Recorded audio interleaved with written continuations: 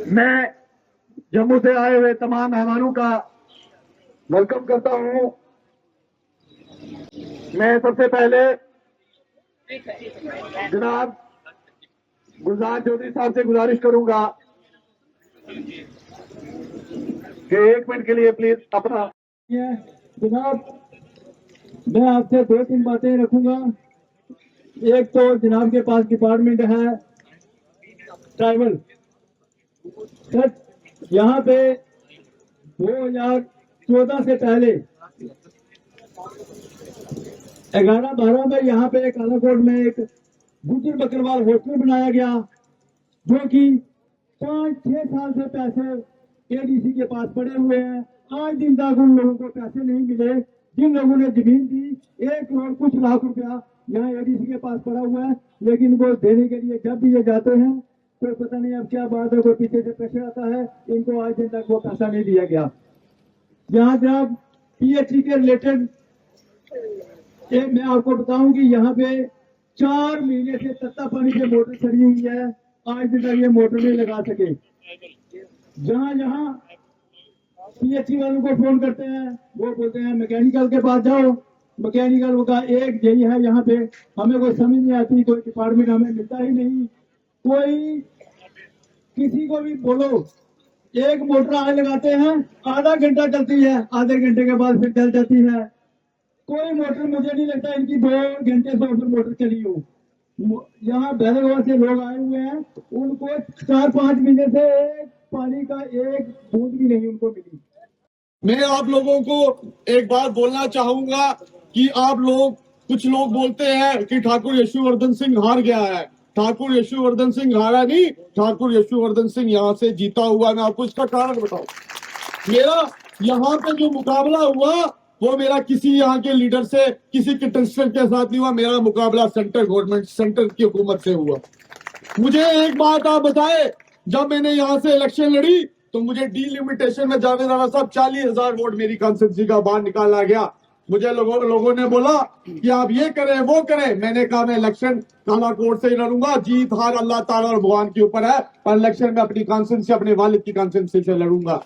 और मैं आप लोगों का मशकूर हूँ कि आप लोगों ने मुझे 21,000 वोट यहाँ से दिया, और मेरा एक एक वोट जो आप लोगों ने दिया है वो आप लोगों की ईमानदारी का वोट है, ईमानदारी का वोट है। जो दूसरे लोगों ने वोट लिया वो आप लोग जानते हैं उन्होंने कैसे वोट लिया। मैंने अपने लोगों को, जावेद राणा साहब एक चीज बोली, अगर आप लोगों ने मुझे एमएलए बनाना होगा तो मुझे गरीब लोग एमएलए इज्जत से असेंबली में भेजेंगे। ना मैं पैसे बांट के एमएलए बनना चाहता हूँ, ना मैं दूसरे तरीके से एमएलए बनना चाहता हूँ। मैं कालाकोट का एमएलए तब बनना चाहूंगा जब गरीब जनता मुझे यहाँ से बनाना चाहेगी। मैं एक बात बोलना चाहूंगा, जावेद राणा साहब, आपके मिनिस्टर बनने से सबसे ज्यादा खुशी कालाकोट के लोगों को है और सुंदरबनी के लोगों को है, जहां से मैं इलेक्शन लड़ा। जब जावेद राणा साहब मंत्री बने, हम लोग इनकी ओथ में वही थे। जावेद राणा साहब ने मुझसे एक वादा किया, जिस तरह मैं मेंढर को देखता हूँ, ठाकुर यशपाल सिंह मेरा भाई था, उसी तरह मैं कालाकोट को देखूंगा, बराबर दर्जा दूंगा उसी तरह। 65 का बना हुआ वो घर है, इस साइड भी घर, उस साइड भी घर, नीचे वाली बंडी भी लेंटर और ऊपर मकान को लेंटर नहीं दिया जा रहा। मुझे बताएं, वो आदमी खड़ा है, इसके दादा से लेके इसका पोता मकान बना रहा है, और वही मकान एक है वो आज फॉरेस्ट वालों ने बंद किया है, और बगैर किसी कारण के। इसी के साथ ही हमारे खिलाड़ियों में ही पुंछ अपराधी नागपुर से लोग आए हैं, 80,000 दे के 2001 में जमीन खरीदी। आज उस जमीन पे मकान बना रहे हैं और वहां फॉरेस्ट वाले मकान नहीं बनने दे रहे हैं। यह फॉरेस्ट वालों की बहुत बड़ी साजिश और चाल है, और गिव एंड टेक है। मैं सीधा कहूंगा, गिव एंड टेक है। इन लोगों ने बाकी बजा के रखी है कालाकोट में। प्रो एक फॉरेस्ट का एक छोटा सा गार्ड जाता है और एक आदमी मकान बना रहा है, उसको कहता है 10,000 रुपए। 3 बार उसने पैसे मांगे वहां से। मैंने हर अथॉरिटी को हर बार बोला कि इसको सस्पेंड किया जाए, उसको डिसमिस किया जाए, लेकिन आज तक कोई एक्शन राणा साहब नहीं लिया। मैं आपको, हमें आपसे और कुछ नहीं चाहिए, मुझे मेरे घर के लिए हमें कुछ नहीं चाहिए, हमारे पास सब कुछ है, लेकिन गरीब आवाम के मकान घर बनने चाहिए, इनकी रोडें बननी चाहिए, इनको बिजली मिलनी चाहिए, इनको पानी मिलना चाहिए। ये लोग सब इन चीजों से बहुत पीछे रह चुके हैं। आज 70-75 साल की आजादी के बाद भी हमारे लोगों के इन घरों में पानी नहीं है, बिजली नहीं है, रोड्स नहीं है। और जंगलात वालों ने हद बचा के रखी है। एक कल परसों खटाड़िया में पक्की माल की जमीन में मशीन लगाई और 5 मिनट में फॉरेस्ट वाले नंबरदार आगे मशीन सीज कर ली गई। अब भी मालकाना माल की जमीन, और जिस आदमी ने 80,000 दे के जमीन खरीदी 2000 में, आज उसका मकान नहीं बनाने दिया जा रहा है। इस पर जनाब सख्त एक्शन लिया जाए और आज ही हमें फैसला बताया जाए कि ये लोग 1965 के बने हुए मकान, 1971 के बने हुए मकान, 2000 के बने हुए मकान और जो असर शौक वाले लोग हैं उनकी मकान और उनकी दुकानें इस तरह भी फॉरेस्ट में बन रही है, नहीं बन रही है, बन रही है, शरेआम बन रही है, कोई पूछने वाला वहां पे नहीं। मैं जवेद राणा साहब ये आपसे गुजारिश करूंगा कि आज हमें एक चीज और तोहफा देके जाएं। एक तो हमारे मुलाजिम जो हैं वो तो शायद पॉलिसी बना रहे हैं, उनको परमानेंट बनेंगे। इन गरीब लोगों के बिजली के बिल जनाब देखें, मेरे आगे रखते हैं, मुझे रोना आता है। 30,000 का बिल मेरे आंखों के आगे रखते हैं और एक बिल में 2-2 हजार रुपया भी नहीं है। और वो बिजली फौरी तौर पर इनकी माफ की जाए, पानी इनको लगाया जाए, इनको रोक की जाए। और हमें अगर आपने हमें बचाना है तो यहाँ से जो करप्ट अफसर हैं 2-4 उनको उठा के बदलना नहीं है, डिसमिस कर दे। हम पूछते के लिए हम आपके साझेदार रहेंगे। हमारी मुसरबियात को देखते हुए ठाकर साहब जल्दबाजी में थे, लेकिन मैंने कहा मैं तसल्ली से सुनूंगा। अगर मुझे जाना है ना आप लेट, तो मुझे होना है। यहाँ हमारे बुजुर्ग भी लेट हो रहे हैं, दूर दराज जाएंगे, लेकिन मैंने तसल्ली से आपकी तमाम प्रॉब्लम सुनी और उनसे वाकफियत हासिल की। मेरा ये मकसद था कि मैं यहाँ की पूरी टॉपोग्राफी, यहाँ की प्रॉब्लम, यहाँ की मुश्किलात के बारे में सुनो और उस पर गौर फिक्र करूं। मैं आपको यकीन दिलाता हूं कि आज आपकी मुश्किलात के दिन इंशाअल्लाह ताला खत्म हुए हैं। जम्मू कश्मीर में उमर अब्दुल्ला साहब की क़यादत में एक बड़ी मजबूत गवर्नमेंट बनी है, जिसको भारी अक्सरियत से आप लोगों ने कामयाब करके ये सरकार सौंपी। मैं खिताए पीर पंजाल के लोगों को मुबारक करूंगा कि उन्होंने 8 में से 7 सीटें जो हैं वो नेशनल कॉन्फ्रेंस की झोली में डाली। एक सीट पे हम पीछे रह गए, लेकिन उसमें भी मैं कहूंगा कि कुछ टेक्निकलिटीज और कुछ जो लोग हमारे डोकू में गए हुए थे वो वापस नहीं पहुंच पाए, जिसकी वजह से हमारी फिगर्स में थोड़ी कमी हुई।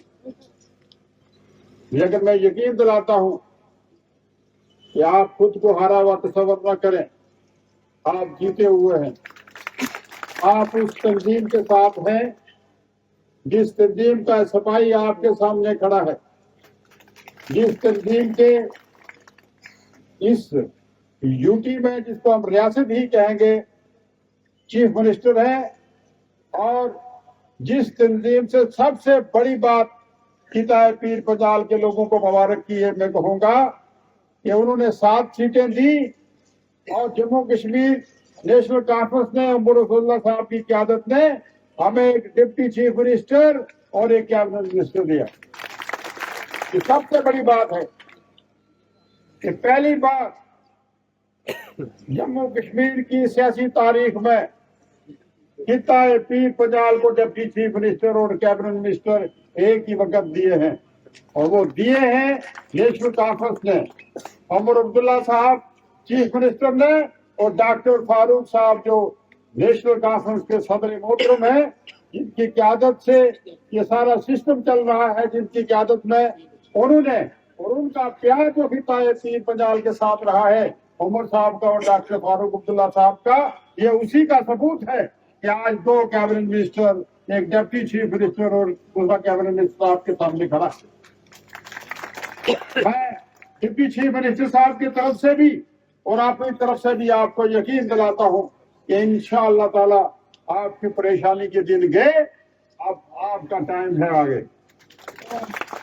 कि जितनी भी स्कीमें आपकी यहाँ डिफेक्ट पड़ी हैं, जितनी भी स्कीमें आपने यहाँ 20 के करीब आपके बोरवेल निकाले गए हैं यहाँ, जो मैंने डिटेल ली है। 17 फंक्शनल है, कामयाब हो चुके हैं। कुछ डिफेक्ट पड़े हैं। यहाँ के हमारे एसपी साहब हैं जो जल शक्ति पीएचई के, इसी धरती के सबूत है, बड़े अच्छे ऑफिसर हैं। हालांकि मैं ऑफिसर की कभी तारीफ नहीं करता हूं क्योंकि बिगड़ जाते हैं, तो इनका मुझे पता है मेरे घर के हैं, बिगड़ेंगे नहीं। मैं इनसे गुजारिश करूंगा कि वो यहां बैठे, हफ्ता में 2 दिन काला कोर्ट में बैठे और अपनी अटेंडेंस यहां से काला कोर्ट में हमारे दफ्तर में भेजें। जो चीफ आपके एग्जीक्यूटिव इंजीनियर हैं यहाँ इशारा से बैठते हैं, वो 3 दिन यहाँ बैठे, 3 दिन यहाँ बैठे और इस पूरे फंक्शन को फंक्शनल करें। और तीसरी बात ये कि मैं इंशाअल्लाह ताला 10 दिन के बाद आया, हफ्ते के बाद आऊंगा, 10 दिन 15 दिन के अंदर दोबारा आऊंगा और ये तमाम स्थितियां मैं देखूंगा तो ये फंक्शनल होनी चाहिए। मैं एग्जीक्यूटिव इंजीनियर पीएचई और एससी साहब को हदायत भी देता हूँ और रिक्वेस्ट भी करता हूँ, क्योंकि हमारे पास स्कीमें जैसे हमारे बुजुर्गों ने कहा कि बिल्कुल तैयार है, सिर्फ बटन दबाने की बात। ये बटन दबाएं, आपने सिस्टम को मुताबिक करें और जहां भी कमी है उसको हमारे सामने लाएं।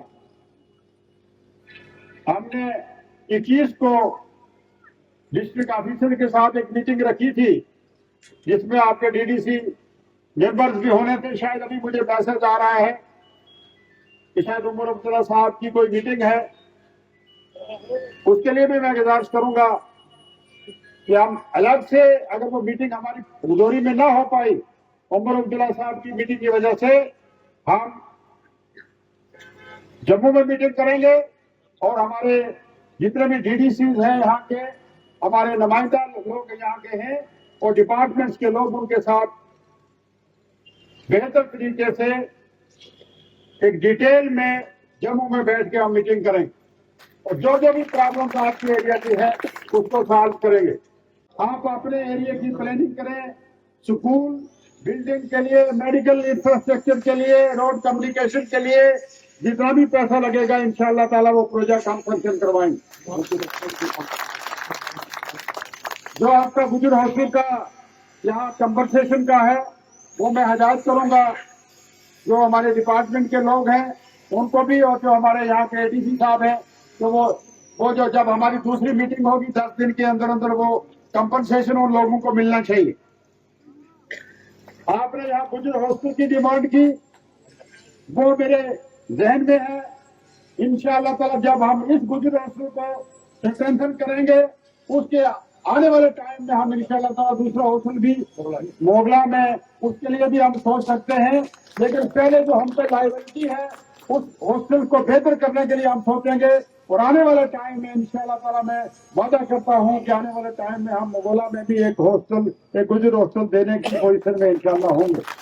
यहाँ आपने पीएचई डिवीजन की बात की, मैकेनिकल डिवीजन की बात की, ये सब चीजें जो हैं ये कैबिनेट को रेफर होती हैं और आने वाले टाइम के लिए मैं आपको यकीन दिलाऊंगा इंशाअल्लाह ताला इस पे भी गौर किया जा सकता है, इस पे भी गौर किया जा सकता है। मेरी आपसे यही गुजारिश रहेगी कि यहाँ कि मेरे लीडर शेर कश्मीर शेख मोहम्मद अब्दुल्ला का एक ही नारा था कि शेर कश्मीर का क्या इरशाद, हिंदू मुस्लिम सिख इत्तेहाद, और कालाकोट के लोगों ने ये साबित कर दिया, कालाकोट के लोगों ने कि हिंदू मुस्लिम इत्तेहाद की रस्सी को आपने हमेशा मजबूत रखा है, इसको आप मजबूत रखें। जहां तक आपके डेवलपमेंटल इशू है, आपके रोजगारी के मसाइल हैं, कौमी तरक्की के मसाइल हैं, वो हम पे जिम्मेदारी पे हम लेते हैं। आपके यहाँ कोल माइनिंग का एक बड़ा इशू रहा है, उस पर भी देखेंगे। और दूसरा मैं एक ये बड़ा ऐलान करूंगा, जो जैसे मेरे अजीज ने कहा कि राणा साहब ने कहा जैसे मैं मेंढर को देखूंगा ऐसे आपको देखूंगा, इसमें कोई शक नहीं है। मेरे भाई रमेश अपने रशपाल सिंह जी और हमने अगरचे काम किया, आज वो नहीं है वो सारी जिम्मेदारियां मैं खुद लेता हूं, अपने कंधे पे लेता हूं। और मैं इंशाअल्लाह ताला वादा करूंगा कि हर महीने में एक दिन मैं यहाँ बैठूंगा आपके संग।